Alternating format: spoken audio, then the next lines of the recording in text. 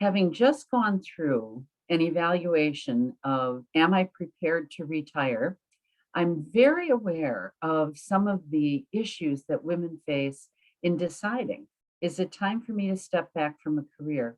And I've been talking with Lynn Grodzki, an amazing therapist and coach, about some of these issues about psychotherapists retiring from practice.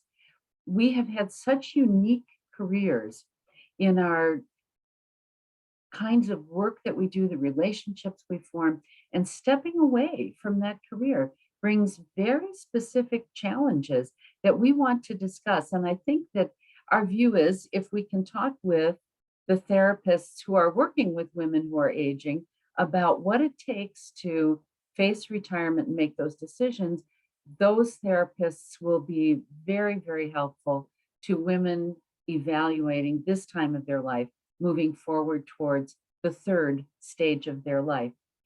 There are other issues too that we think are important to take a look at as women are aging. Some of these involve identity, sexuality,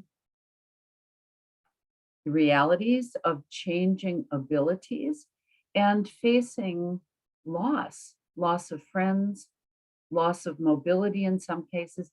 There's a lot going on that can look like depression or cause some anxiety that a therapist who's tuned in to the issues of older women can really be helpful with.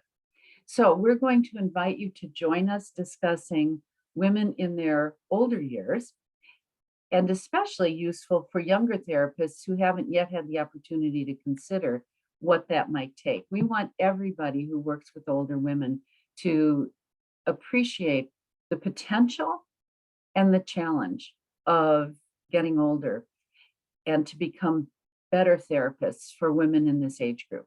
So please join Lynn Grodzki and myself for what we think will be a very interactive conversation for psychotherapists of all ages, and especially for women who are therapists considering retirement in the not too distant future.